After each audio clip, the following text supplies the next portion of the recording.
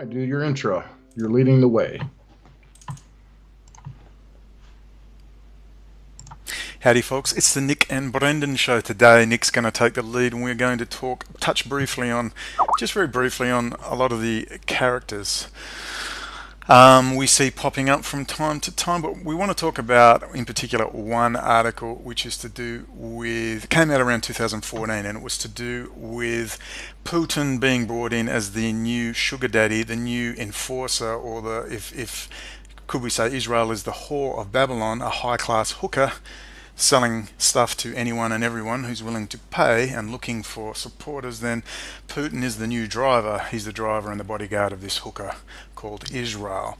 And Nick, we're going to talk about that and those particular articles. But first, Christopher John Bjerknes, the leader of the white race movement, the man who quoted a little video I did, and I mean I've known a lot about this stuff since 2008 really, when I first heard about Putin and not trusting him and so on and so forth. But again, my position has always been he's a nationalist, he's playing a game, he's shaking hands, that's the way it works at that level. And I've been very honest that it took me a long time to come around, such was my desperation. And people remember I've also been in jail and forced offline for a grand total of the last 8 years, 6.5, nearly 7 years. So what I wanted to get onto that subject, where it was decided as far back as 2014 and probably 2010 when they started signing all these military contracts and all this high technology transfers they've been doing for at least 20 years, where I also state that Russians who are not even Jewish have basically run, over 1 million of them in the last 20 years have rushed into Israel. Many don't speak Hebrew, they don't try to learn Hebrew, they remain Russian, they live in Russian enclaves and they populate the high technology sector. They're the PhDs, they're the electrical engineers, and they are basically running the Intel CPU factory. They're running which is the most advanced chip fabrication factory in the world. You must understand the significance of that, research and development as well as manufacture. All the latest CPUs, including phones, including routers, etc. And when you tie this all in together, Bjerknes made the complaint that basically I was somehow stealing his work when I haven't looked at Christopher John Bjerknes since 2010 when I realised he was all about the white race, and I'm involved in a case where I don't want to be involved with anyone who's into the white race stuff. And of course Bjerknes also stated on that Red Ice Radio that the white race should get together because the white race would dominate all the nuclear weapons and of course all the food production, which was just the most ridiculous thing I've ever heard in my life. But that's what he said, and I postulate a man with his tactics and his political astuteness to even say that tells me he may well be working for someone. But regardless, we wanted to get into that article and how these articles are actually showing that clearly from a very early time that Putin, and again I'm a late arrival to all this and I've been quite open, I'm a late arrival, that clearly Putin and Netanyahu, and we say Trump, are obviously, and I mean obviously, working together. And go for it. Tell us all about that article.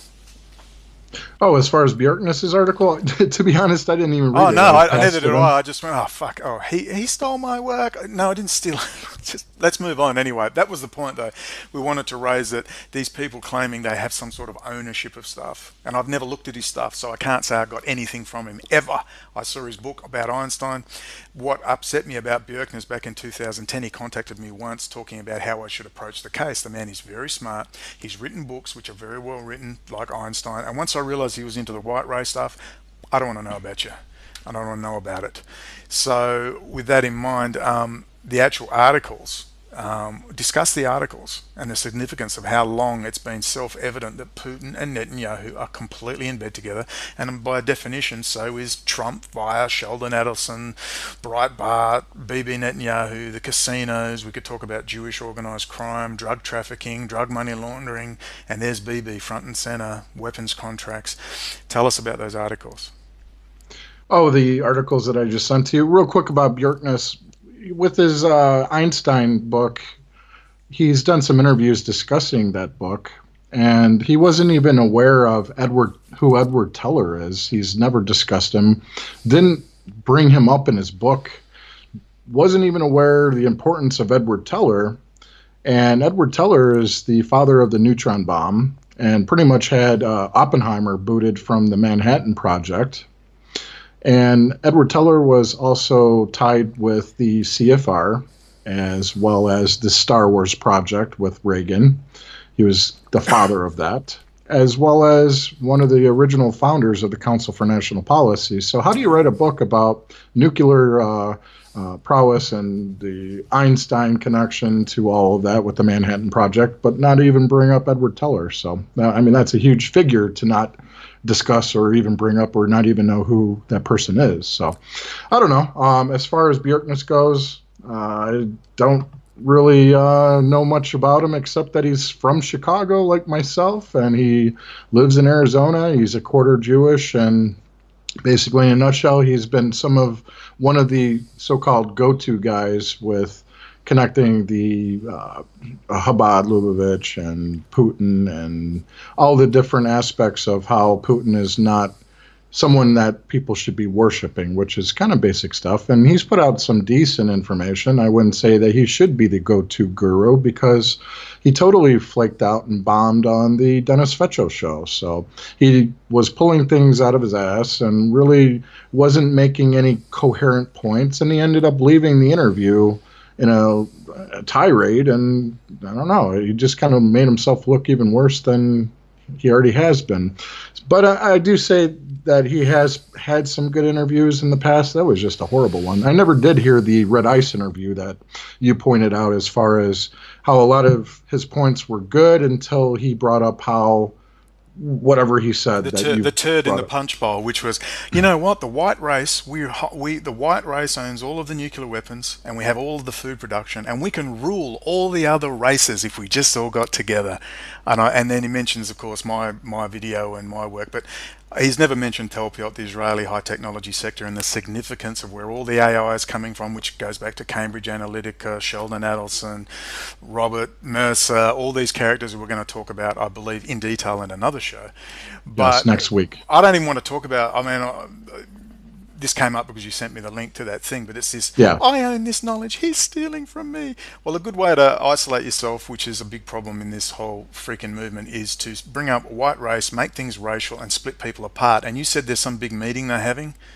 Unite the Right? Yeah. There's a rally called Unite the Right in Charlottesville, Virginia. Oh, okay. And a lot of the controlled opposition from the alt-right will be there. Oh, yeah. So Robert Mercer will probably be funding all their plane tickets to go. Well, here's the thing. I really believe that these type of rallies that are established come from the analytics, the Cambridge Analytica, and I think that this is part of the same operation. Yeah, I can't which is all linked prove in with, it. Yeah, which is all linked in with Google and Facebook and Zuckerberg, and we're going to go into that in detail and show you the links which go all the way back. We can probably bring it all the way back even to Telpiot and artificial intelligence, and these same people are, you find the same faces. But let's move on from Bjorkness. Let's go to those articles which I never came across. This is what I mean, people. I've been out of the loop, people. I've been on the run and on bail conditions and out of the loop. People didn't know where I was because I just couldn't deal with it.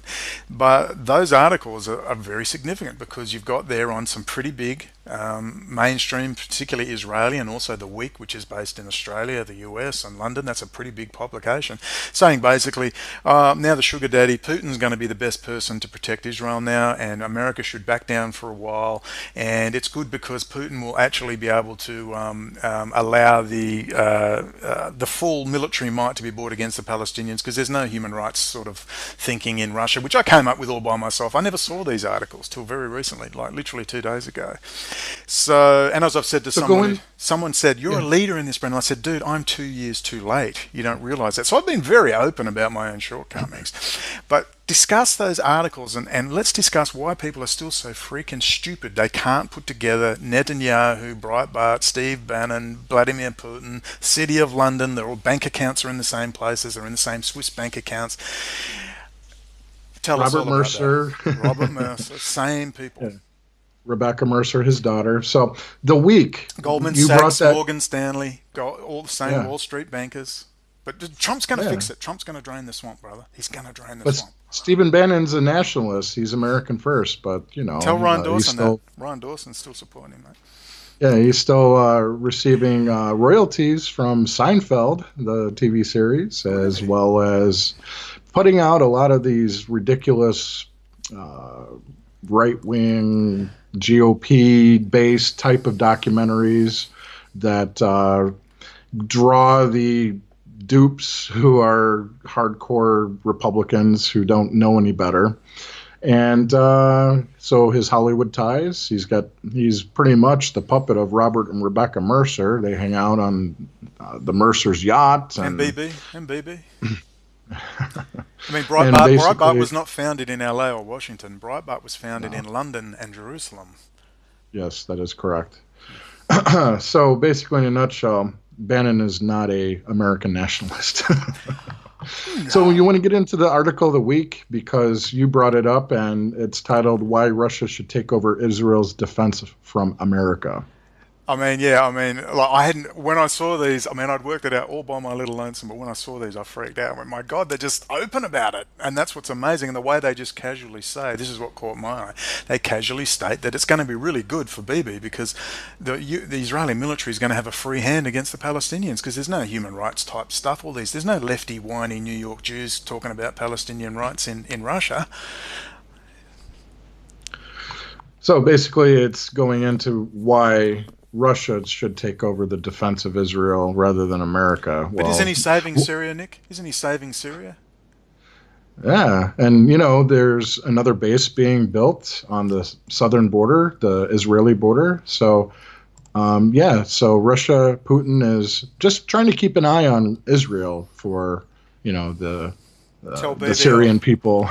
Don't be naughty, BB. Oh, he never mentions BB, does he? Except to say hi, how the contract's going.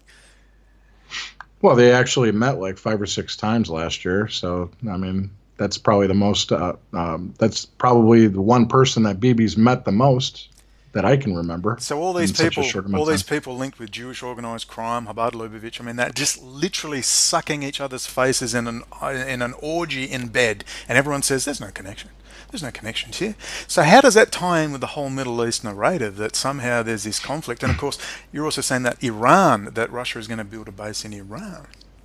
Yeah, I can't find that link anywhere. I know I put it on my Twitter feed. It's just, for some reason, I couldn't find that same one. I was looking all over for that one. Okay. So Rouhani is hanging with Jack Straw and Lord Levi, same people, City of London. There they are again. So here's part of the article. Making sure Israel is safe is sacred, bipartisan, invaluable, cornerstone of American foreign policy. But is it really so important that America be the nation that provides that protection? Israel and the U.S. are in a diplomatic rough patch right now, and maybe this is the time for both countries to reevaluate their special relationship. Perhaps the two allies should take a breather and let another nation be Israel's global defender, at least for a spell. The obvious choice is Russia. Well, obviously. And we can tie that in with 2014, Israel Hassoun, the Syrian Jew, former head of the Israeli Shin Bet, who warned Europe, because the left or the Europeans, when the gays are kicking out Stars of David, don't want anything to do with Israel, you've got a problem. And basically this left or liberal or more progressive forces were really calling out Israel on its behavior. They were talking about Talmud. So clearly, and I'm sure you'll agree, that Israel Hassoun did a very interesting article where he said that if Europe abandons Israel, this is not some minor player. He's the former head of the Shin Bet, the FBI equivalent. If you abandon Israel, you're going to have jihadis in your kindergartens. And it did, less than 6 months later, there's 1 million, quote-unquote, refugees flooding into Europe. That's all Israel's doing. But Tommy Robinson doesn't want to talk about that. No. All these NGOs, for the most part, are Jewish-owned, like hiatus, and one of the big ones is Israel Aid, also notorious for organ harvesting.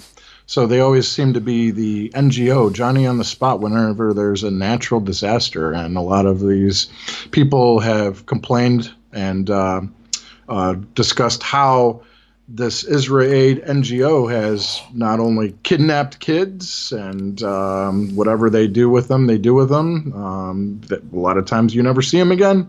And organ harvesting is another factor. Plus, they're right off the border of Libya and bringing these so-called refugees across the Mediterranean. It's not as if these Africans are drowning in the Mediterranean. It's all staged. They even show some of the stage video that they perform where they show these refugees like in the water and they're right next to a boat, but then they splash water at them and they're filming this person who's allegedly drowning, and it's just all staged. It's like the whole ISIS videos and the So, beheadings. so And how does that link back to like a Cambridge Analytica, Robert Mercer, and this whole alt-right narrative whereby in Europe all these alt-right people can't seem to say Israel? All they can say is Islam, Islam bad, Islam treats its women badly, but none of them seem to know what the Talmud is. Could you explain that, Nick?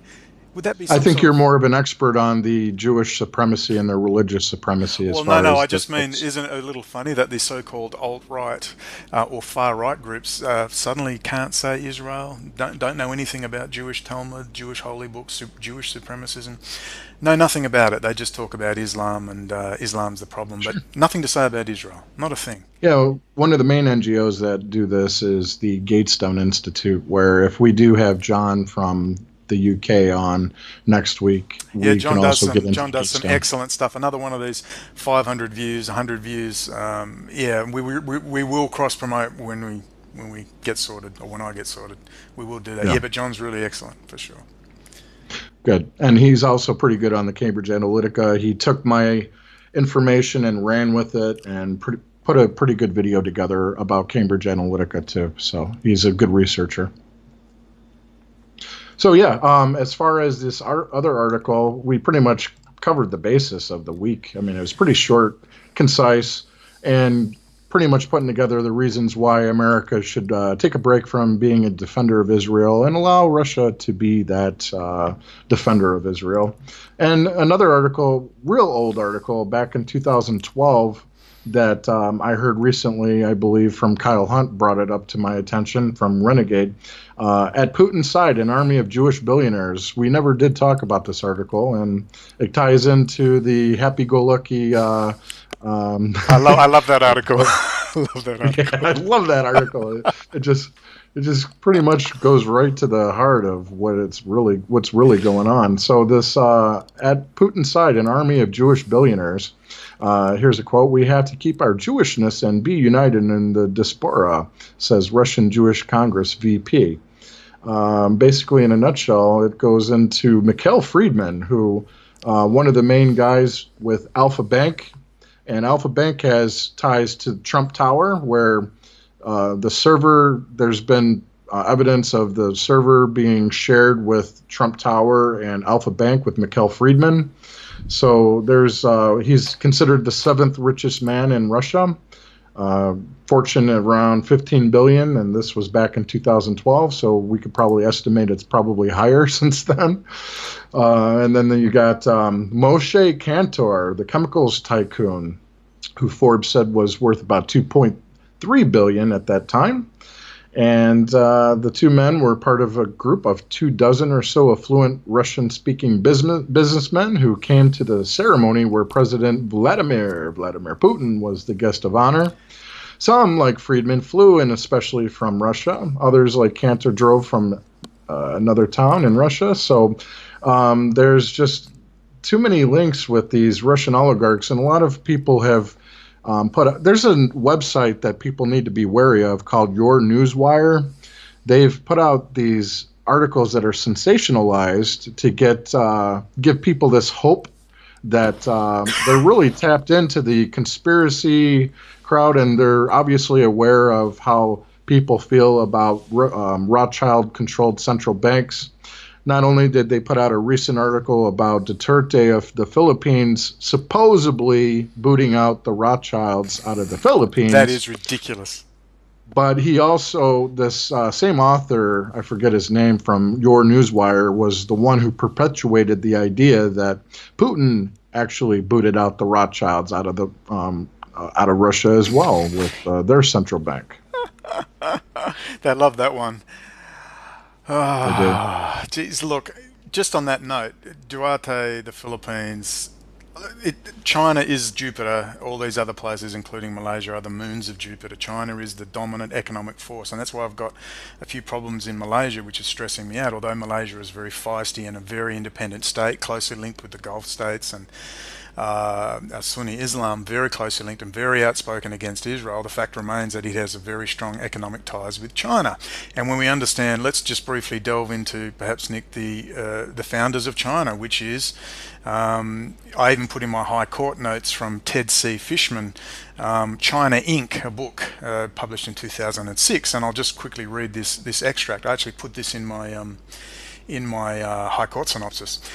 Quote, this is from Ted C. Fishman, 2006, China Inc. It says, the city's modernizers were not always Europeans or Americans of the standard colonial mold.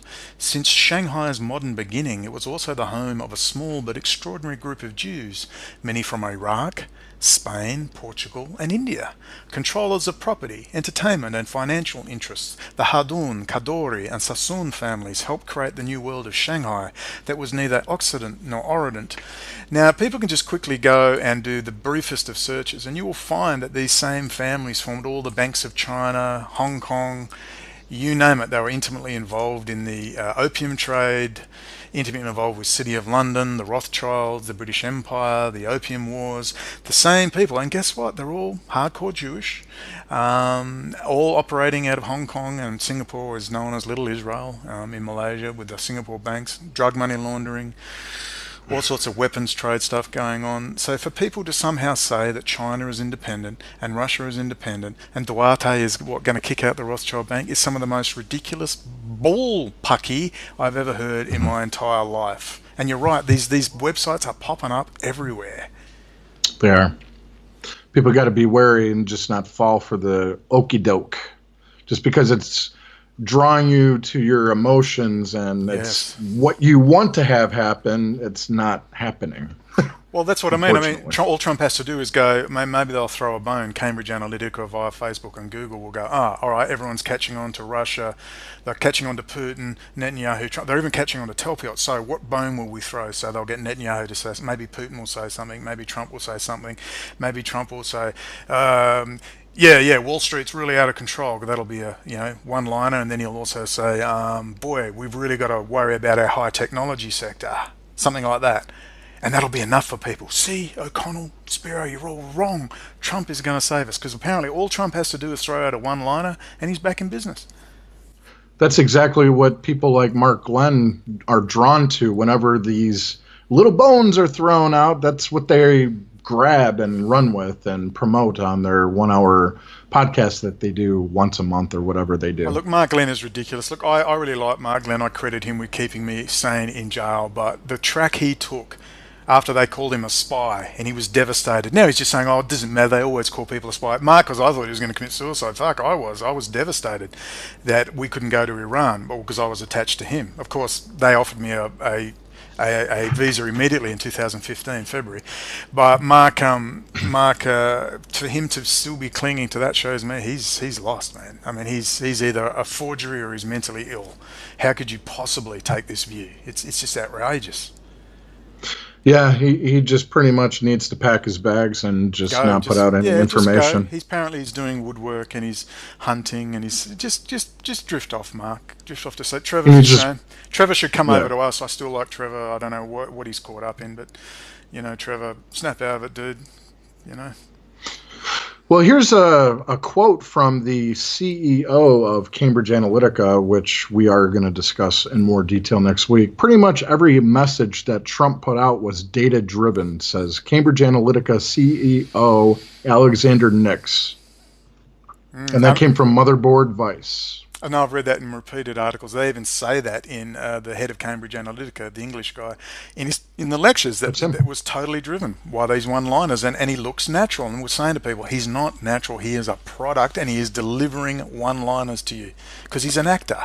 He's on World Wrestling Federation. He's got his own show, and he's actually the perfect man to do this with. He's perfect. Exactly. I missed all this, but when you actually look at the background, you think, my God, he's the perfect choice. Exactly. So there's the other article that we discussed, and that is Putin, I support the struggle of Israel. Well, I guess when you put it all together with the contracts, he's sitting there in Syria, and maybe Syria girl's still going to support Putin, is she? All these players with their 100,000 subscribers. Are they going to keep supporting Putin and Trump? Are they still going to have this delusion? Then they've got to look at Iran then, because Iran is deep in bed with Putin. So you're going to have to and China. When I was in Tehran, I was there in Tehran walking the streets, and there were Chinese businessmen everywhere. And I mean everywhere. You walk into the planes from Kuala Lumpur, flying straight to business class, full of Chinese businessmen. So China is all over Iran, Russia's all over Iran, and they're all in bed with Netanyahu. There's Netanyahu, one belt, one road. We're going to team our high technology, which we stole off the United States, and we're going to team that up with the productive capacity of India and China. If that's not a slap in the face to America, I don't know what is. And to the United States Marine Corps, what's it going to take for you to wake up? And what's it going to take for people to work out that Trump does not work for the United States? Yeah, and can you restate the two narratives that people should really just tune in on and not be distracted with a lot of the other nonsense going on? Well, use the current narrative. It's a racist apartheid state of Israel. That's already the narrative. It's already there for you. You can just walk over and start building on that foundation. And you're then going to get rid of the Adolf Hitler, get rid of the white race, white nationalist stuff, and just focus on Israel. We'll fight about that stuff later when we've got a boat to fight over. Well, Israel must be exposed as the most horrendous human rights abuser based in their own holy books. It's in their own holy books, which infects their culture. So that's the first pillar. Pointing out it's a racist apartheid state with its foundation in the terrorist handbooks, in the literal terrorist psychotic handbooks of the Babylonian Talmud, the Shulchan Aruch, and books of Zohar or Kabbalah, Jewish mysticism. And their rabbinic elite at the top, this is not a marginalized demand, this is the rabbinic elite are saying things like, the only reason God made non-Jews was to be our slaves. And that we are so low, we're not even human beings. And you can take someone's heart. You can literally, they have a rabbinic commentary than the fact that if you need the heart of a non-Jew, you can kill them and take it. Now, for most people, this is just absurd. You don't believe it. But this is the case, and we need to focus on that aspect. The second pillar is, of course, which will split Americans, and specifically split the American military and the American intelligence community, and ideally the American politicians, away from Israel, is that it is stealing all that US taxpayer-funded high technology, or it is being given, or they are basically redeveloping it and on-selling to the supposed military and economic competitors of America, which is China, India, and the whole Far East, and Russia, and Iran too. So this is an immediate other pillar you can build on, because apparently Russia's already the enemy, China's the enemy. So you now can, and the aim is not to be enemies with anyone but Israel. Fix Israel, you're well on the way to fixing a lot of problems. Not just the Middle East, and then of course the City of London and the central banking cartels, Jewish central banking cartels. And those are the twin pillars, their own racist apartheid state and their own filth and depravity, and to the Israeli high technology sector and how all the new AI is being developed, not just in Israel under the Telpiot program and other programs, Zohar's Zissapel, Road Group. You actually have leaders of industry within Massachusetts Institute of Technology, Jet Propulsion Laboratories, Google Analytics. It's the same people, graduates of Unit 8200, graduates of all these different, even the 3-year data intercept, electronic data intercept courses, spying courses. These are the issues. They are the twin pillars, and you will split off the American military, the political class, the managerial class, the intelligence class away from Israel, and you can go to your member of Congress and senator and say, hey, we have a major national security issue here, and it's already, the foundation is already laid, because apparently Russia's the enemy already. So it's perfect. The conditions are ripe to split off the American military and the American political class from Israel. It's not an easy task, obviously. It's not. But if we all focus on that to some degree, well. Yeah, and a lot of the other things are, I got a gnat or something in there. A lot of the other things are just distractions to that aren't going to really cause, you're going to actually cause a lot of people to not want to focus in on what you're trying to say if you go off of that. Is that correct? Where you could, if you talk about, let's say, nationalism and a lot of the other distractions that people have been focusing in on, and what you're saying is by focusing in on these two pillars, that you're not going to really offend anybody for the most part, and you could probably get through to them and actually have a conversation to where they might actually look into what you're talking about. Yeah, housewives, military people, they'll get it. Hey, they're taking away our scarce taxpayer resources. I'm starving in Detroit. I've got no job. The place is falling apart. And Tel Aviv is booming. Look at these pictures of Tel Aviv. I mean, look at it. It's booming. And yet there's America, and they've taken 3.2 trillion out of the Pentagon budget in cold hard cash. Where did all that money from the 2008 housing crisis, where did all that go? Watch the movie The Big Short. All right, watch the Inside Job with Matt Damon narrating about all those Wall Street bankers. Where did that money go? It wasn't lost. It was transferred. Where did the money go? We can guess where that went, can't we, Nick? Can't we guess where all that money went? Tel Aviv and everywhere else, the settlements and everything else in Israel. Let me ask you quickly, Nick, we've got 20 or so minutes. We want to try and keep it to an hour. The narrative that we should follow with Trump, is Trump going to be the fall guy when they collapse the US economy? Which I'm not sure they'll do it really deep, but they'll do it enough to maybe reinstitute the Putin strongman routine whereby Russia was gutted in '92. It was gutted by the IMF. It was in disarray, and everyone went, damn democracy, and along comes Putin and his FSB, KGB, Soviet-era buddies, and they reinstitute the strongman, they take control of the country, and everyone's happy. Are they going to try that in the US? And if they are, is Trump the fall guy, or as I suspect, Trump is actually going to be the Putin? They're going to try and build Trump up as the Putin savior, and they're going to after a drop in the economy, they're going to reinvigorate it and put Trump forward as the hero. Because just to clarify, the same people tearing Trump down in the media are actually the same people and the same clique that are actually running and controlling the media who actually built him up. That's true, and even Jeff Zucker from CNN, where CNN seems to be the one that attacks the Trumpkins the most, and Donald Trump, where it was Jeff Zucker from CNN who uplifted Trump the entire time. So it's playing along with the dialectic. So it's a theater. Well, yeah, it's theater. So where's this theater end? You tell me, where does the theater end? Is it going to be Trump as the fall guy or Trump as the savior? I'm picking Trump as the savior. Well, I don't have too many high hopes with this administration. Unfortunately, I think he's going to be the fall guy. So we'll have to wait and see, I guess. I'm willing to put $5 on that. Here, I've got a disc. I'll put a disc on that. There you go. I'll put. That's fine. $5. $5 American dollars. $5 US. Hey, man, that's a big latte. That's a latte and a Mississippi mud muffin. Or a slice of apple pie. Oh, a slice of apple pie. I've been into the mud muffin lately. All right. I don't know what that is, but it's like maybe I'll have one. Mud cake in a little muffin. It's like mud cake, and it's got this chocolate in the center. It's only like $1.50. That's not bad at all, man.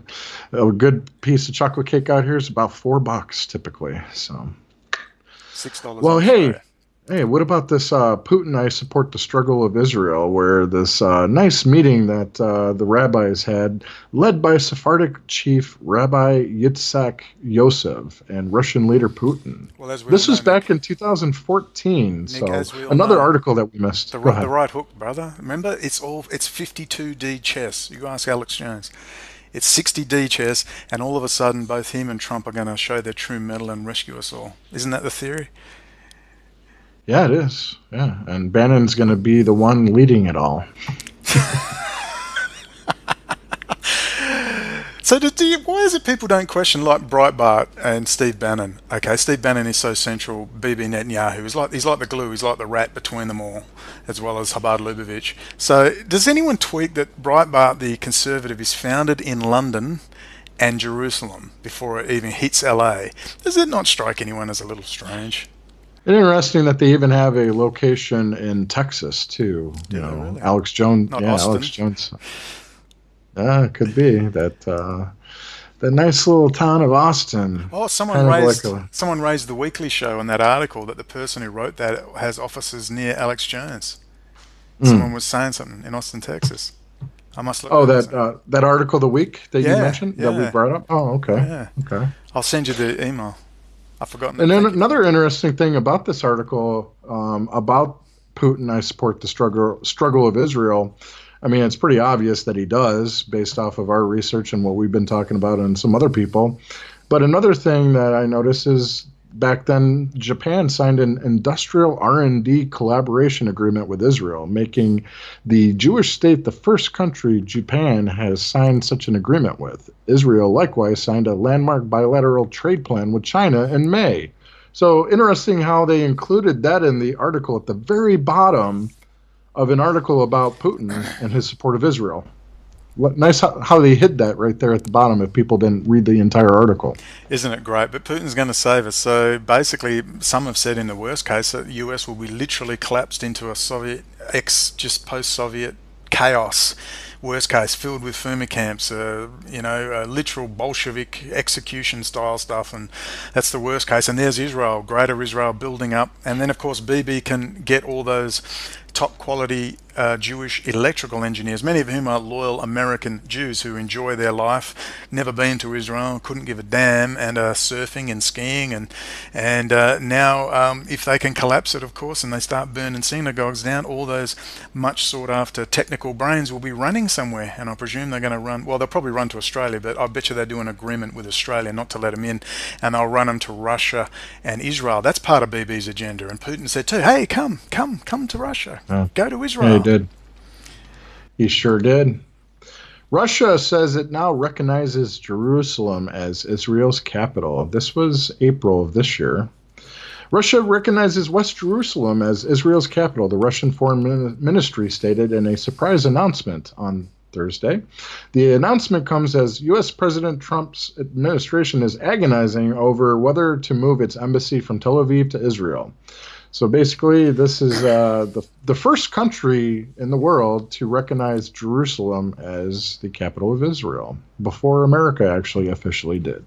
It's sort of like a guy who says, but sweetheart, I've never used a prostitute in my life, to his wife. And then the wife sends the private investigator out, and there he is in the red light district. He's hugging the prostitutes, he's kissing the prostitutes. And then he goes, no, it's just, I was just walking through there and I was helping her and she'd lost a handbag. And there's this excuse after excuse after excuse after excuse. It's not one thing, it's not two things, it's not three things, it's not a gang sign, everyone don't worry. It's not Illuminati hand sign. It's 50 things. It's 100 things. So Nick, where's all this going to end? How do we, and the same way I had to wake up. I woke up after Iran when I realized they are You were there. I was there and I was looking at cranes everywhere, and there's Maseratis and there's Alfa Romeos and there's Lamborghinis and there's Ferraris and there's food and there's no shortage of anything, and I'm getting diverted away. People said, yeah, but you were going to organize that conference. You failed. You should have just stuck it out. I said, dude, I had to scream. I had screaming matches. I will leave and embarrass you. I said, I will embarrass the Iranian government if you do not do this high technology Talpiot conference. Finally says, oh, okay. And I bet you it wouldn't have even gone ahead. They were just playing me along. It's plainly obvious what is going on, that you cannot any longer support Trump or Putin. And people said, well, who do we support? Hillary Clinton? I said, no, that Hillary Clinton's there so that you vote for Trump, because they don't want a viable alternative. Even Bernie Sanders would thrash Donald Trump. She's being kept there because she's keeping everyone going, well, we don't want Hillary, anyone but Hillary. But the point is, it's not about replacing him. It's about looking at who he is. Would you agree? It's about stop looking for a solution. We're just pointing out that he is what he is. I don't know what the solution is, except to keep telling the truth.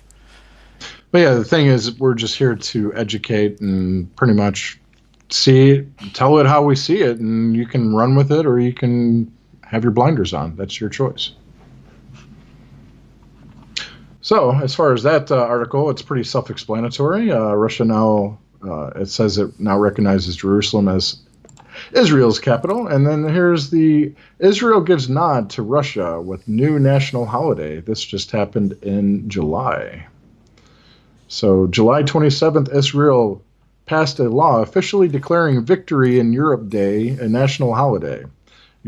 Israel has always observed VE Day as a day of national remembrance, but the new designation raises its status. So this is when the Soviet hordes eventually conquered Nazi Germany, and so that's a special holiday that the Russos celebrate on a yearly basis. So now Israel is also recognizing it. So it sure seems like there's a strong connection between Israel and Russia, wouldn't you say?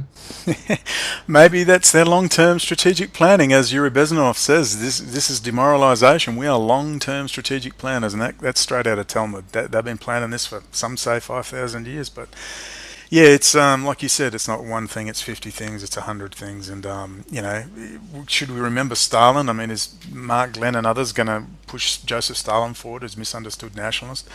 I mean,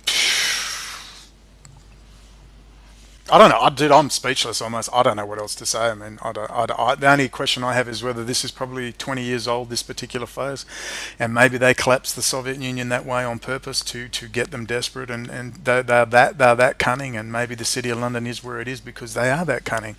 They do the Tavistock Institute. Now we see these modern incarnations in Cambridge Analytica and Zuckerberg and Facebook and Sergey Brin, Larry Page with Google, and their analytical componentry and artificial intelligence, which is home base, is really coming out of Israel. And now Japan is doing deals. Maybe Fukushima and that tidal wave, put them in their place, because they're a very nationalistic, very very cohesive society. They've never managed to break up Japan in any particular way, shape or form. So it's interesting to see them all coming on board. Basically, it looks like Netanyahu's just throwing the cash and throwing the technology everywhere. Yeah, that's what it appears to me too. And it's pretty much to spread the AI control grid throughout the whole world. So pretty much they can have this omnipresence and pretty much hack and spy and manipulate and do whatever the supercomputers and the algorithms decide to do. And in real time. With your phone too, with the new 5G network, the massive uploads they can do instantly, all your photos, they can literally get every single bit of data all at once.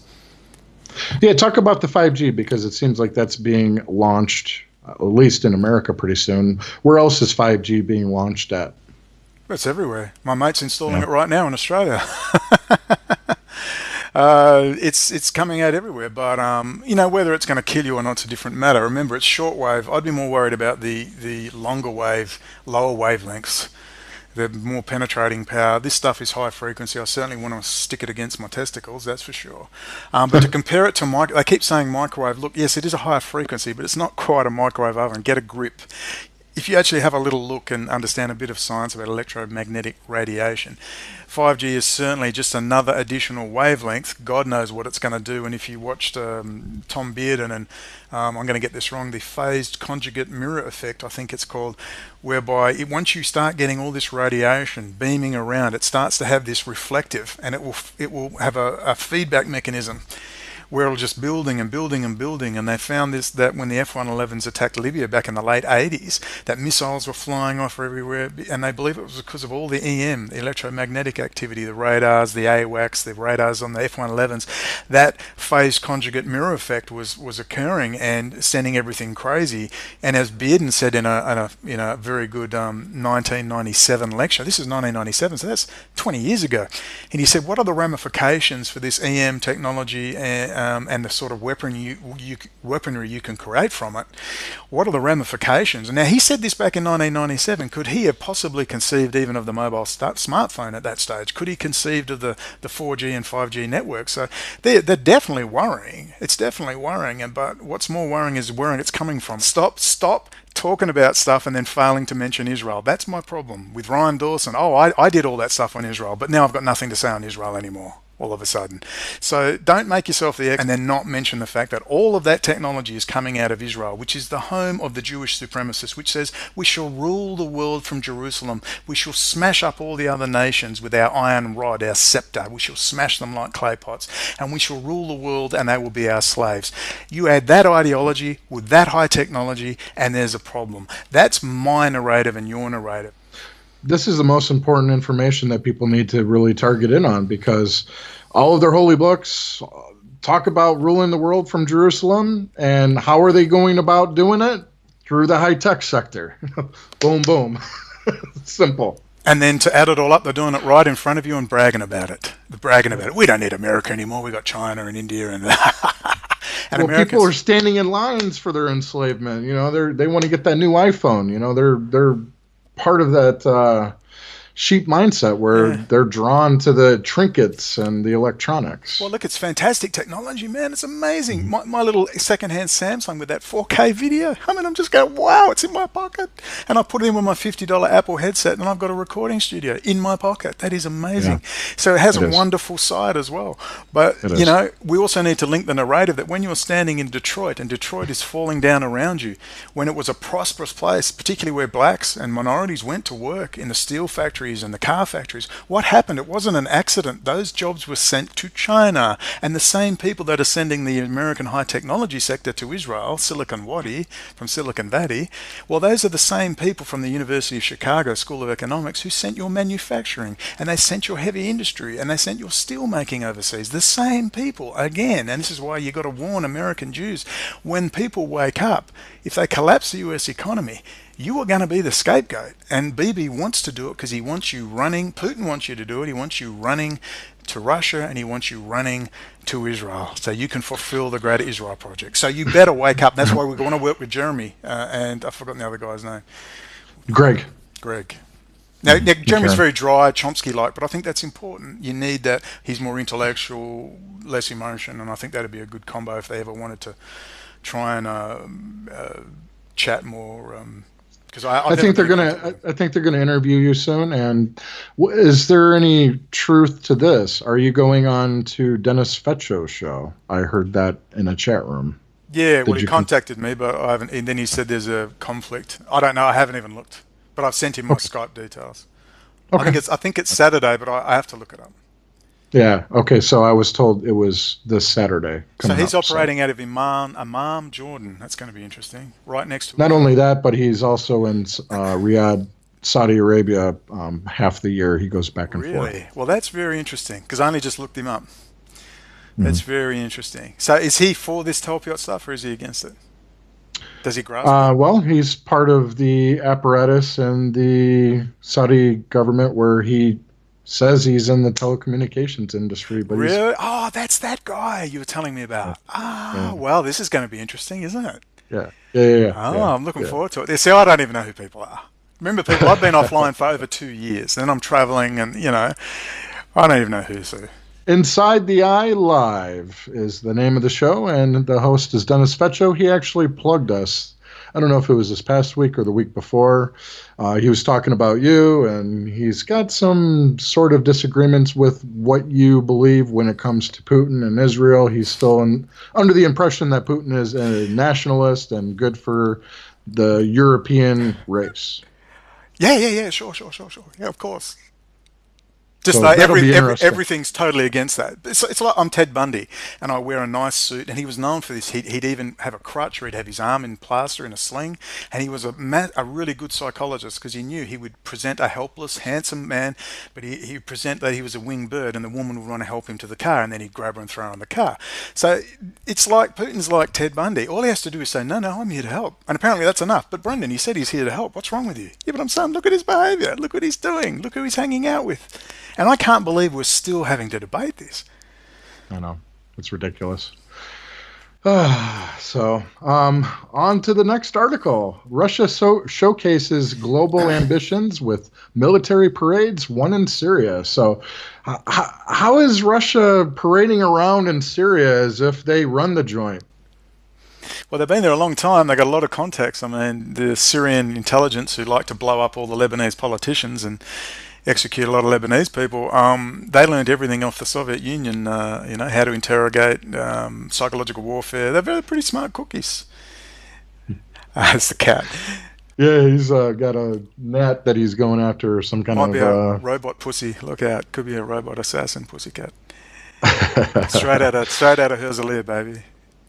So another thing that bothered me, I saw an article a few months back. I don't remember what it said exactly, except for the thing that stood out the most is how it showed Russian soldiers in a classroom teaching Syrians Russian history. So it's kind of you're losing your identity as a Syrian, and you're learning about Russian history. That's a good way to become a strong nationalist Syrian, I guess, right? Well, we can only hope that people will look up more of those late 1980s, 1990 lecture by all the KGB defectors. We've been warned enough. Anatoly Golitsyn. Again, I was warned about Putin, but I thought, nah, because I wanted to believe, particularly as I was under these charges, and I wanted the strong man to come rescue me, which is part of the demoralization. You force someone into a childish, fear-based, anxiety-based state, which is what I battle every day to try and get a plan. I cannot think clearly because I'm in a constant state of anxiety. So that's what they're doing on a mass scale, and it's this Fetcher interview with them will be quite interesting. And let's see, because the Sunnis certainly know what's going on, and I was warned for years, but I thought no. But I think we're going to see again a return to that bipolar Cold War era where we may have a short period where the US is in a doldrums. Trump reinvigorates it, he's the hero, and they realize the strongman routine works well, and they've got all the social control mechanisms in place under the terrorism scare. Now they can go back to the old stability of the Cold War, and the weapons manufacturers and the Pentagon establishment, which really rule, are very powerful, of course, and the banking and financial world they're intimately linked to. People should watch Dr. Thomas Barnett, The Pentagon's New Map, to understand. 3 hours long, but it'll give you a good rundown. But of course, it's about asymmetrical warfare, baby. They always wanted to return to China as the enemy, build them up. Same way the Soviet Union was built up by all that professor. Let's not forget Professor Anthony Sutton and his work on the Soviet era technology transfers, Wall Street and the rise of Hitler. Of course, they lost control of Hitler. Same thing. They lost control of Saddam Hussein. They appear to still have control of Iran. We're seeing these technology transfers, and that's all we're really seeing is a continuation of the last 100 years. And Professor Anthony Sutton is very important to understand that. Well, a lot of good information. We're going to, I think we only got a couple more. Russia military builds base in southern Syria near Israeli border. Somebody on Twitter, when I posted this, they're like, well, it's because Putin's going to watch what Israel is doing, and he's going to protect the Syrians from Israel. He needs to build a base over there to keep an eye on Israel. Well, maybe they're also close to Hezbollah as well, and make sure Hezbollah doesn't fire any rockets at their gas project. Because I guess that gas project is a dud, but that's only because the price is so low. But I guess if they stir up a bit of war and action, they can raise that oil and gas price up again, which is important. They can get the weapons manufacturing going again, and they can keep everyone happy. Everyone's going to have their King Tiger prawns, their Shivers Regal parties, and have their weapons meetings, and everyone's employed, everyone's happy, because Rothschild has to keep those people happy too, of course. The drug trade will continue to flourish, the drug money laundering will continue to flourish, and I guess Africa, if they can settle the Middle East down, we'll see Africa retain its role as chief weapons testing place, and chief place where you go to kill people who don't look like you. I guess that'll be Africa's role for the next 50 years till they decide to develop Africa. I know that with the crisis going on in not in Libya, but in Venezuela, it appears that Maduro will eventually fall pretty soon. And we talked offline, and my thought is that once the neoliberals, the people who are interested in the Libyan oil, or not the Libyan oil, the Venezuelan oil, that gas prices will go through the roof. I'm guessing, my prediction, $5 a gallon in America easily once they've got control of the oil in Venezuela, and then they can say, oh, production's slow, we have to build up the infrastructure because of all the damage, and it wasn't really doing what it needed to do, so we can jack up the oil prices. I don't know. That's my thought. Yeah, no, I agree. Absolutely. It's just the game. The great game continues. Some of the best oil in the world, from what I've been looking at too, is in Venezuela. So with this article with this base though in Syria, the Russians building this base, you mentioned Hezbollah, so it says the Lebanon-based and Hezbollah-affiliated Al Mayadeen media network collaborated the report stating the Russian forces have been deployed in the region and are stationed in military posts shared with Syrian army units. So what do you think about how the Russia and Syrian military have joined forces? So what is the whole big picture with Remember, this? Russia's been there for 50 years, 60 years anyway, so they've always had a strong relationship. But I guess it's necessity. They're just clinging to Russia, wouldn't you? What's the alternative? Death? Yeah. beheading, because Israel's going to send in their chemmed up, drugged up ISIS mercenaries to lop your head off and your family. So of course they're going to cuddle up to Russia. I don't blame them. But Hezbollah's going to have a good hard look, because I think the Shia are going to get a really bad name, because I'm telling you now, the Sunnis are pissed. And remember, 88% of Syria is Sunni. Sunni. Yeah, so definitely. that's why they've got to fracture and hound the living hell out of Syria. And then of course the Gaza Strip, and I'm not sure your exact view, but I believe Gaza is up for grabs any day. And they're going to run them out into the Sinai and then run them out into a UN safe zone. And maybe they'll dump BB because they're talking about charges. And so we've had the right-wing extremist. Now we'll bring up the brown-skinned Levant Arab Jew who's being pushed as the new Shimon Peres man of peace. And he'll come in and go, oh, how unfortunate. We've cleansed the Gaza Strip. What can we do? We're so sorry. We're a new beginning now. Those horrible Likudnik ultra right wingers are gone now, and we're going to build the bridges after you. But you're not coming back, by the way. Yeah, you've got a very nice UN safe zone in southern Syria. That's what I see happening. I can't give you the time frame because that's anyone's guess. They don't have as much free reign as they used to in doing things. Well, here's one more article. It's 19 people Jews should worry about more than Linda Sarsour.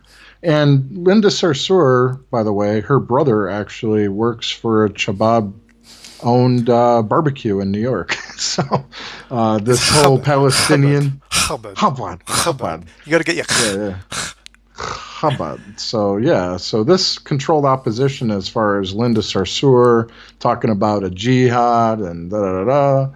So there's more people that the Jews need to be more concerned about. Louis Farrakhan, Sebastian Gorka, another Breitbart. I love Farrakhan. A lot of people say Farrakhan's a 33rd degree. I don't know, but his speeches are fantastic. Just listen to them. Well, another thing about Farrakhan that a lot of people aren't aware of is his ties to Scientology. So really? Yeah, definitely. And he's promoted Dianetics, L. Ron Hubbard's book, to his following from the Nation of Islam. Sebastian Gorka is a connection that people should be aware of. The media is portraying him as some sort of hardcore Nazi, but that's further from the truth.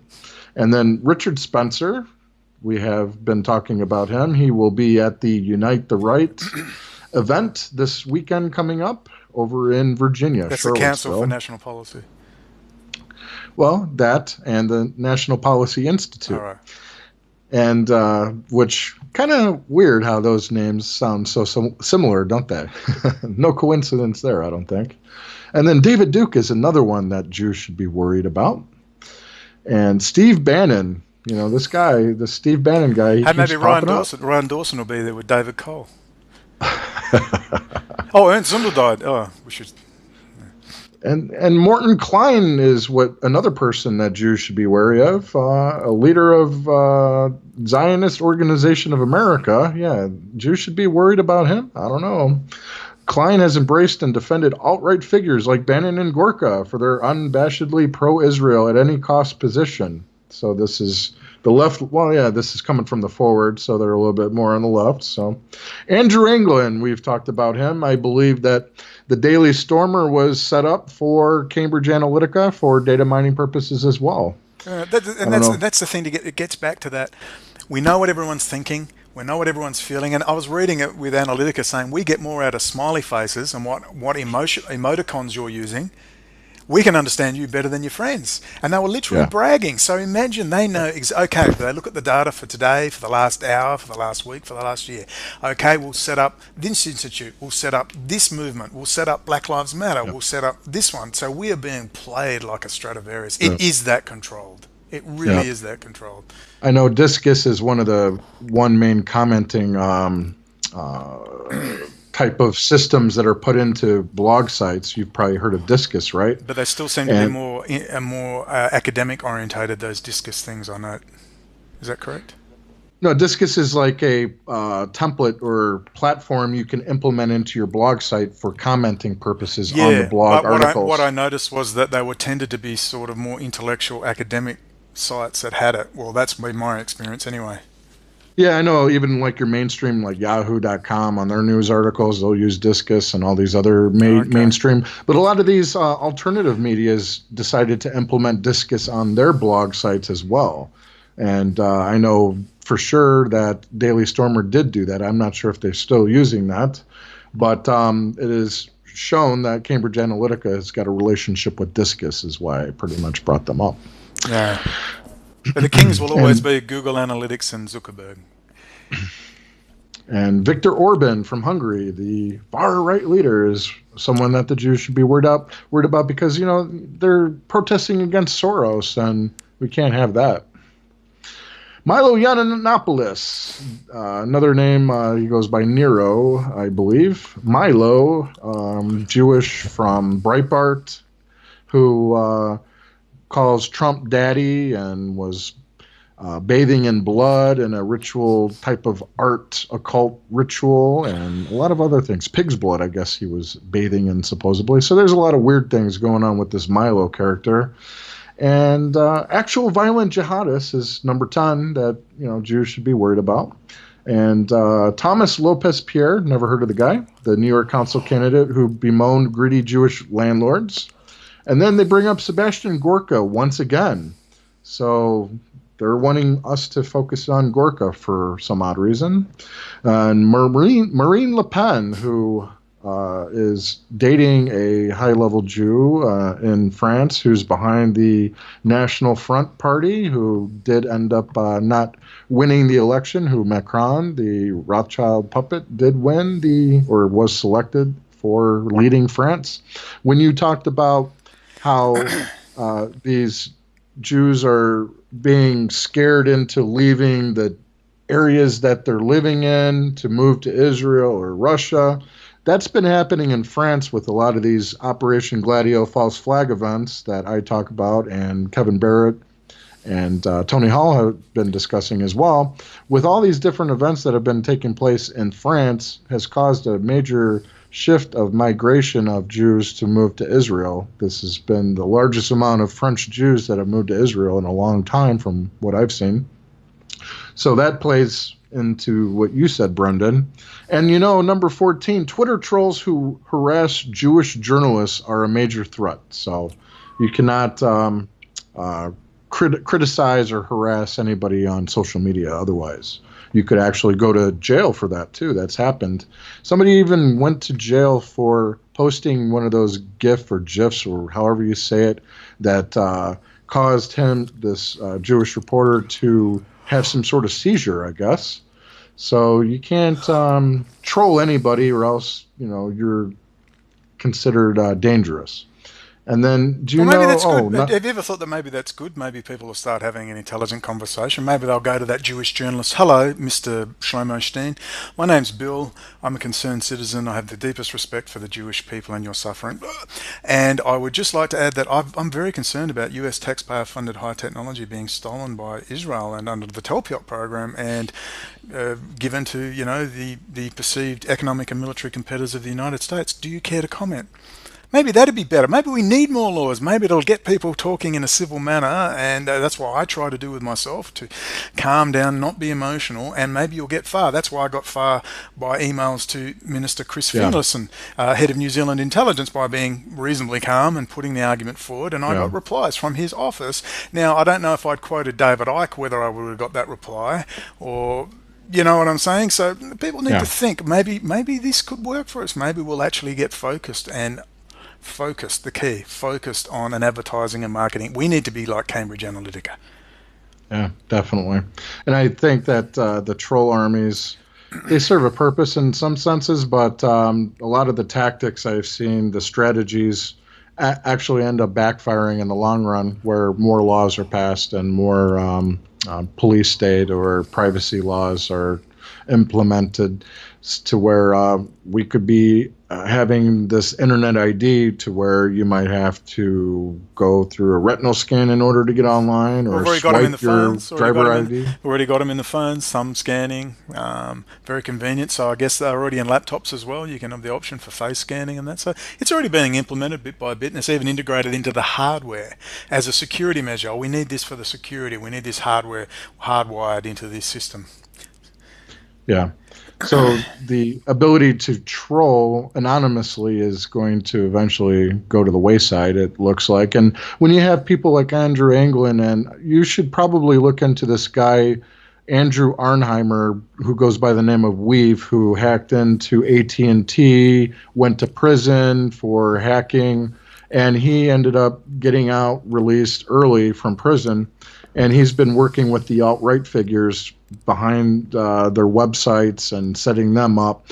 I have this sneaky suspicion that he could be employed by Cambridge Analytica myself, to where he's implemented the data mining abilities to help companies like Cambridge Analytica extract the data in order to create these behavioral profiles on the people who are commenting on these websites that he's behind. Well, look, another one, exactly, and another one I nearly forgot. Kevin Newper is his name, Kneupper, of Smith, Klein and something, a big, based in New York and Austin, Texas, big law company.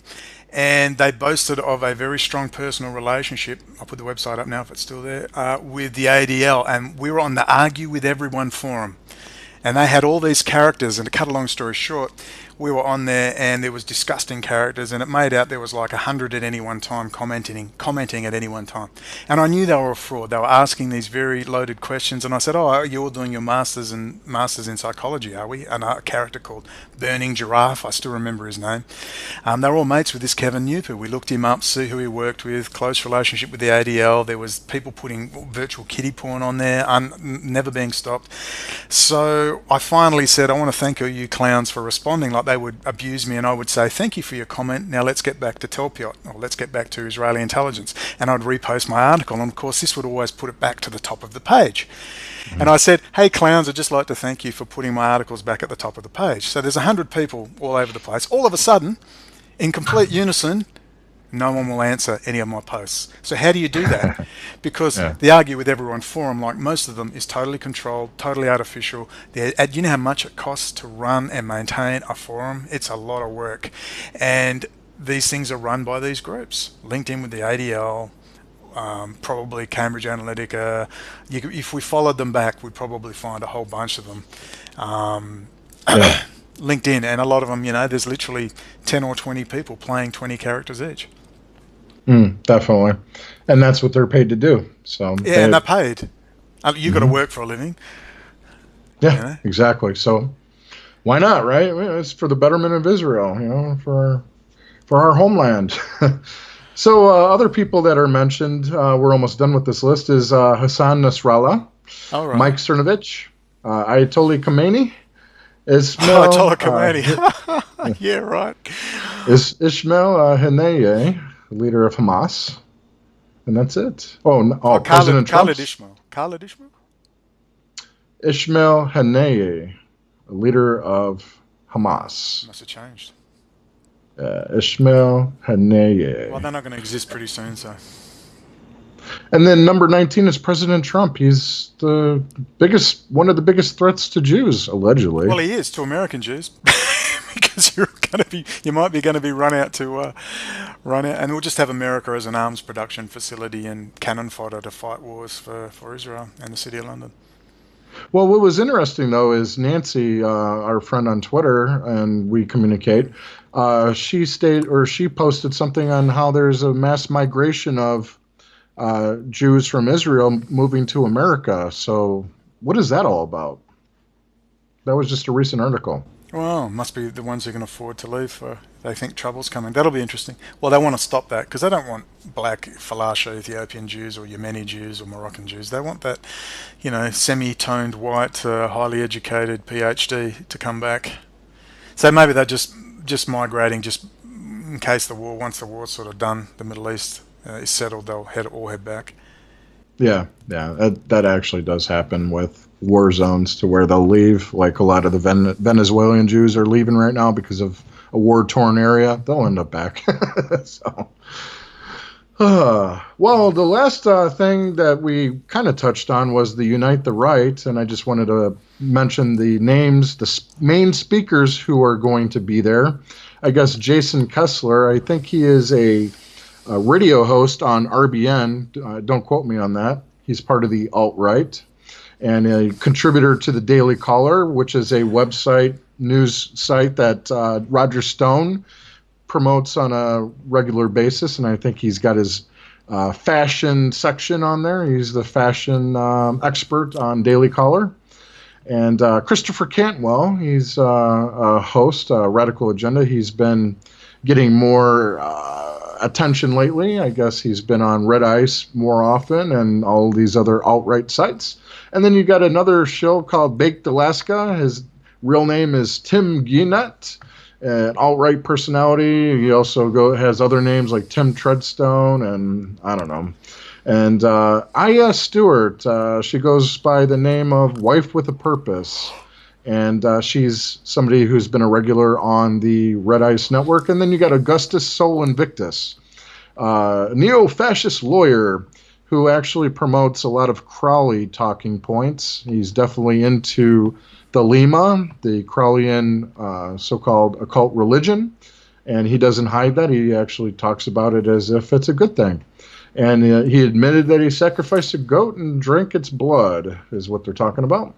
Matthew Heimbach, we brought him up before. He's behind the Traditional Workers Party with Matt Parrott. And recently there was a video uploaded to YouTube with a lot of Matt Heimbach's different shifts in personality and his agendas. And in the beginning, when he was first being recognized, he was talking about being pro-Israel, teaming up with the David Horowitz Center, and now he's a white nationalist, Russian Orthodox, using half of the chaos cross that Alexander Dugin promotes, the full chaos cross, or I guess there's other names for it. You've probably seen that before with the different arrows, with like 8 different arrows. It's called the chaos symbol. Well, the Traditional Workers Party actually has half of that same symbol, and he is an avid supporter of Alexander Dugin as well. So Matt Heimbach is somebody that has come up in the ranks for white nationalists. And then you also have Johnny Ramadetta, who is goes by the name of Johnny Monoxide, who has been a boots on the ground reporter for Red Ice during the Trump campaign and the rallies and all those kind of things. And then Pax Dickinson is a tech guy from a website. I forget which website. He was the what do you call that? The information technology officer for a website, CTO of Business Insider, actually. So this guy is tied to not only Business Insider but Red Ice. He is involved with this guy named Chuck Johnson from WeSearch.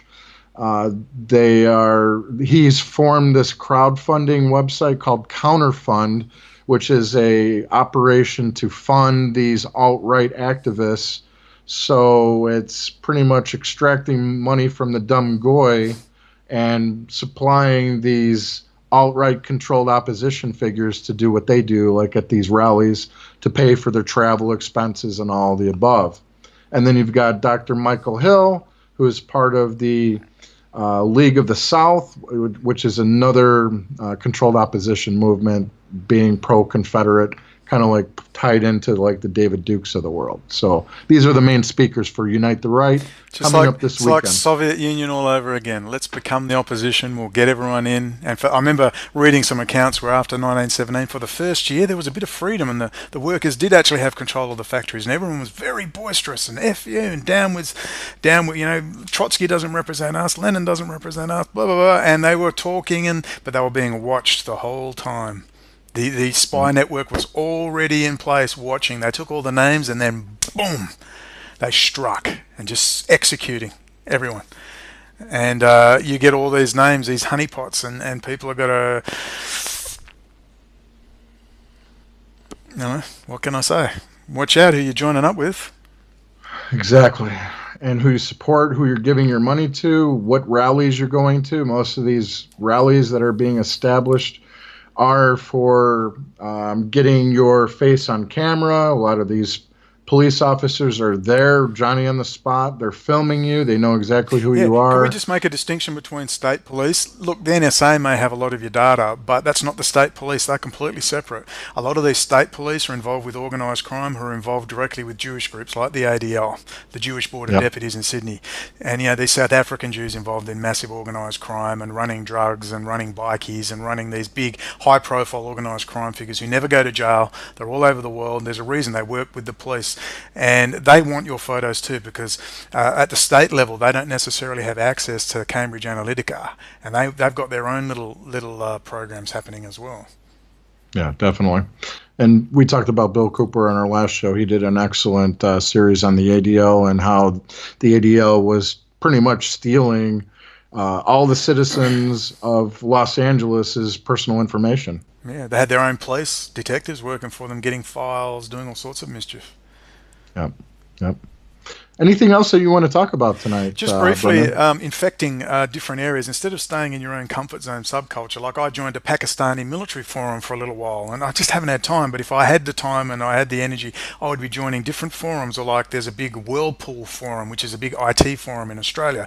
Go to these big IT forums. Go to these big military. Someone sent me some things that were on a particular forum, military forum. I can't remember, Warthog or something. And they're putting this information over Russia stealing technology. Go to the military forums. Tell them about the Telpiot program. Keep your message short. You know, link to that Russia and Israel control Trump. Don't get into detailed arguments. Just put the information in. You'll infect that forum. You'll get people thinking. Again, Pakistani military forums. There's Indian military forums, and they speak English. There's these ITs, very important. Infect the IT forums. Godlike Productions, the more out there conspiracy ones. But go after those managerial class ones, the IT guys, the DEF CON conference guys. Go to the DEF CON conference videos on YouTube and paste in links. But remember, if you do heaps of pasting, you'll get tagged as a spammer. And even though you think your comment is visible, it's not. So be very careful with how much you spam and copy and paste in. But let's get out of this subculture. Let's spread it out into the managerial class, the military class. There's private investigator forums. There's ex-coppers are at. There's police forums. Let's get out into those forums, particularly the IT and particularly the military forums. I completely agree, Brendon, because a lot of times you're just preaching to the choir. You're stuck in this subculture where nobody else is paying attention to what you're talking about or discussing, because it's all the same people that are already looking at that information anyway. So we have to spread our wings. It's a circle jerk, which is fine as long as you know you're in one, and you've got to spread out.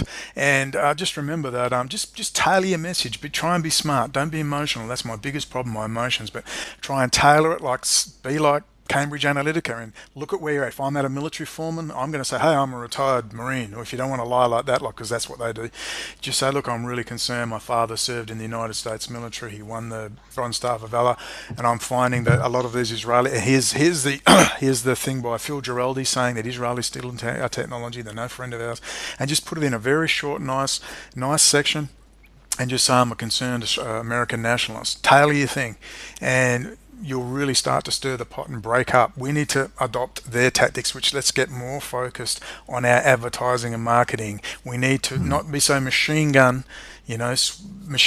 like the Mad Minute, where everyone would just fire into the jungle for a minute out of the American bases. We need to do specific patrolling and target our energy, because our energy resources are scarce.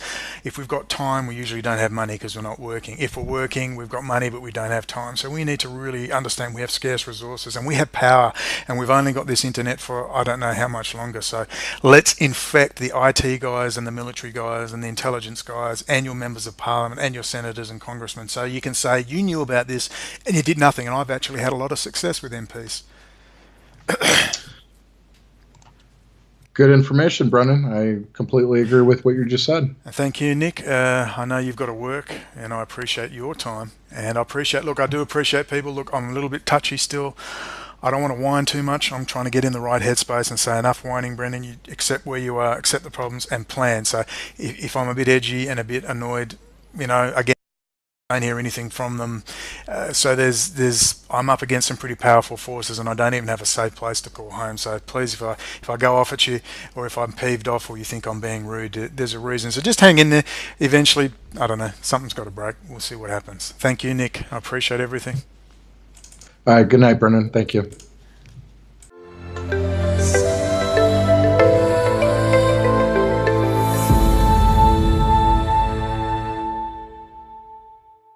The article of the week, because you brought it up, and it's titled "Why Russia Should Take Over Israel's Defense from America."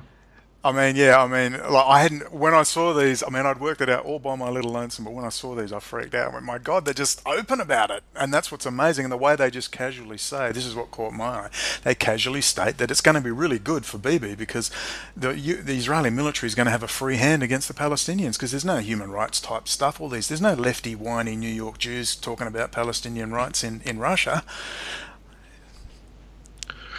So basically, it's going into why Russia should take over the defense of Israel rather than America. But isn't he saving Syria, Nick? Isn't he saving Syria?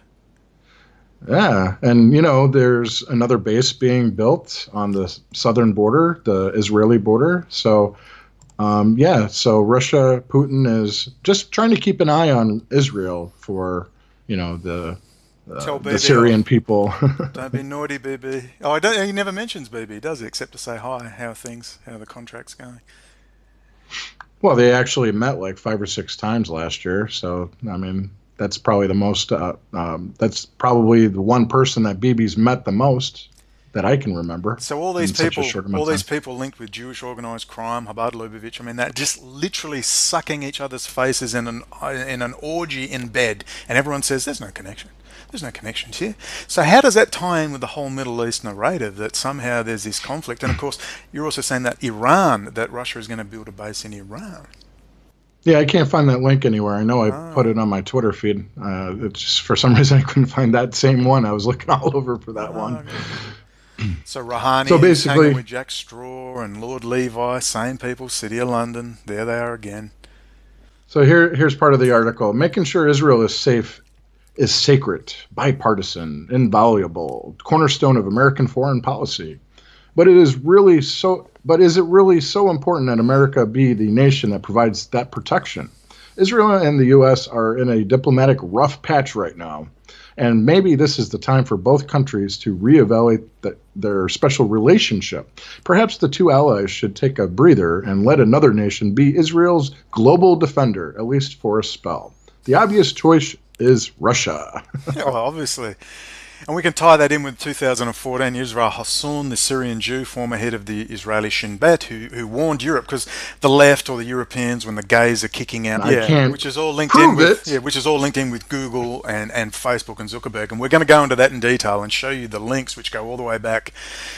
We can probably bring it all the way back even to Telpiot and artificial intelligence, and these same people you find the same faces. But let's move on from Bergner's. Let's go to those articles which I never came across. This is what I mean, people. I've been out of the loop, people. I've been on the run and on bail conditions and out of the loop. People didn't know where I was because I just couldn't deal with it.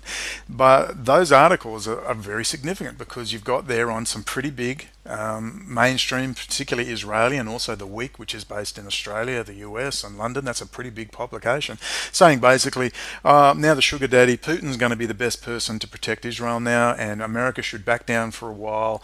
And it's good because Putin will actually be able to allow the full military might to be brought against the Palestinians, because there's no human rights sort of thinking in Russia, which I came up with all by myself. I never saw these articles till very recently, like literally 2 days ago. So, and as I've said to someone said, you're a leader in this, Brendon. I said, dude, I'm 2 years too late. You don't realize that. So I've been very open about my own shortcomings. But discuss those articles and let's discuss why people are still so freaking stupid. They can't put together Netanyahu, Breitbart, Steve Bannon, Vladimir Putin, City of London. Their all bank accounts are in the same places. They're in the same Swiss bank accounts. Tell us all about that. Robert Mercer, same people. Yeah. Rebecca Mercer, his daughter. So The Week. Goldman Sachs, Morgan Stanley, all the same Wall Street bankers. But Trump's going to fix it. Trump's going to drain the swamp, brother. He's going to drain the swamp. Stephen Bannon's a nationalist. He's American first, but, Tell Ryan Dawson that. Ryan Dawson's still supporting him, mate. Yeah, he's still receiving royalties from Seinfeld, the TV series, Oh, as really? well as putting out a lot of these ridiculous uh, right wing GOP based type of documentaries that draw the dupes who are hardcore Republicans who don't know any better. And so his Hollywood ties, he's pretty much the puppet of Robert and Rebecca Mercer. They hang out on the Mercer's yacht, MBB, MBB. I mean, and Breitbart basically, was not founded in LA or Washington. Breitbart was founded no, in London and Jerusalem. yes, that is correct. So basically, in a nutshell, Bannon is not a American nationalist. So you No. want to get into?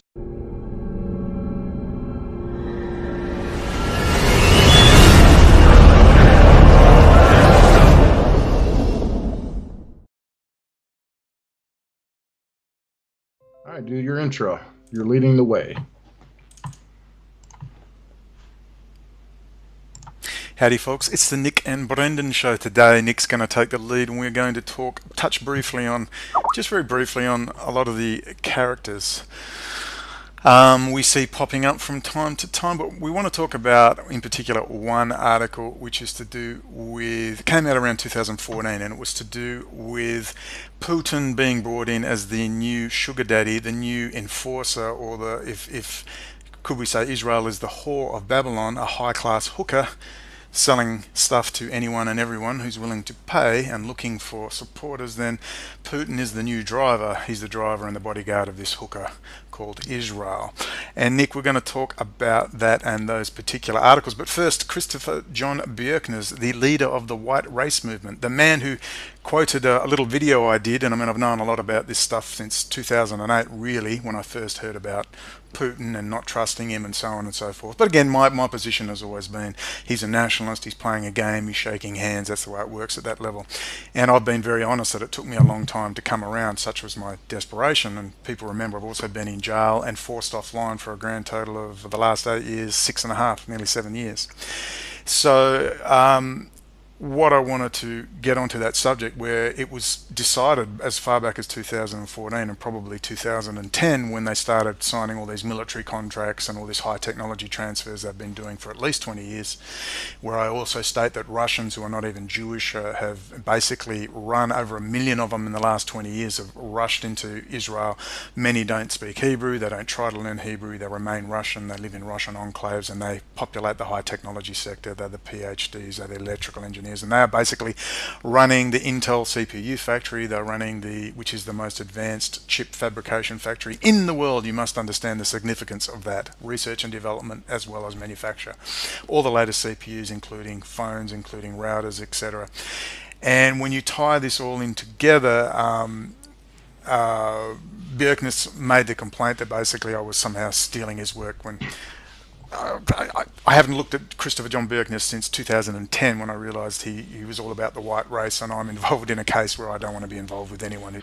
Prowess and the Einstein connection to all of that with the Manhattan Project, but not even bring up Edward Teller. So, I mean, that's a huge figure to not discuss or even bring up or not even know who that person is. So, I don't know. As far as Bjerknes goes, I don't really know much about him except that he's from Chicago like myself and he lives in Arizona. He's a quarter Jewish, and basically in a nutshell he's been one of the so-called go-to guys with connecting the Chabad Lubavitch and Putin and all the different aspects of how Putin is not someone that people should be worshiping, which is kind of basic stuff. And he's put out some decent information. I wouldn't say that he should be the go-to guru because he totally flaked out and bombed on the Dennis Fetcho show. So he was pulling things out of his ass and really wasn't making any coherent points. And he ended up leaving the interview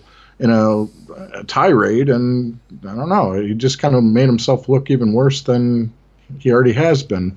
But I do say that he has had some good interviews in the past. That was just a horrible one. I never did hear the Red Ice interview that you pointed out, as far as how a lot of his points were good until he brought up how whatever he said that you The turd in brought the up. punch bowl, which was, you know what, the white race, the white race owns all of the nuclear weapons, and we have all of the food production, and we can rule all the other races if we just all got together.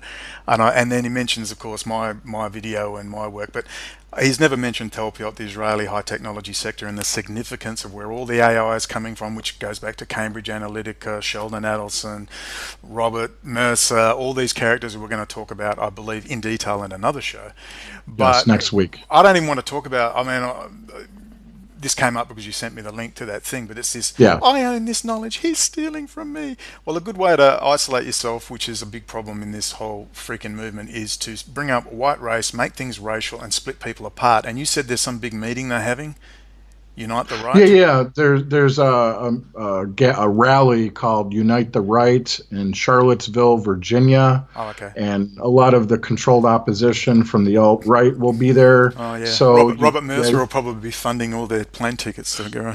Well, here's the thing. I really believe that these type of rallies that are established come from the analytics, the Cambridge Analytica, and I think that this is part of the same operation. Into the white race stuff. And of course, Bjerknes also stated on that Red Ice Radio that the white race should get together because the white race would dominate all the nuclear weapons and, of course, all the food production, which was just the most ridiculous thing I've ever heard in my life. But that's what he said, and I postulate a man with his tactics and his political astuteness to even say that tells me he may well be working for someone. But regardless, we wanted to get into that article and how these articles are actually showing that clearly from a very early time that Putin, and again, I'm a late arrival to all this, and I've been quite open, I'm a late arrival, that clearly Putin and Netanyahu, and we say Trump, are obviously, and I mean obviously working together. And go for it. Tell us all about that article. Oh, as far as Bjerknes's article, to be honest, I didn't even read Oh it. no, I passed neither it did on. I just went, oh fuck, oh he stole my work. No, I didn't steal it. Just let's move on anyway. That was the point though. We wanted to raise that these people claiming they have some sort of ownership of stuff, and I've never looked at his stuff, so I can't say I got anything from him ever. I saw his book about Einstein. What upset me about Bjerknes back in 2010, he contacted me once talking about how I should approach the case. The man is very smart. He's written books which are very well written, like Einstein. And once I realized he was into the white race stuff, I don't want to know about you. I don't want to know about it. So with that in mind, the actual articles, discuss the articles and the significance of how long it's been self-evident that Putin and Netanyahu are completely in bed together, and by definition so is Trump via Sheldon Adelson, Breitbart, Bibi Netanyahu, the casinos. We could talk about Jewish organised crime, drug trafficking, drug money laundering, and there's Bibi front and centre, weapons contracts. Tell us about those articles. Oh, the articles that I just sent to you. Real quick about Bjerknes. With his Einstein book, he's done some interviews discussing that book, and he wasn't even aware of who Edward Teller is. He's never discussed him, didn't bring him up in his book, wasn't even aware of the importance of Edward Teller. And Edward Teller is the father of the neutron bomb and pretty much had Oppenheimer booted from the Manhattan Project.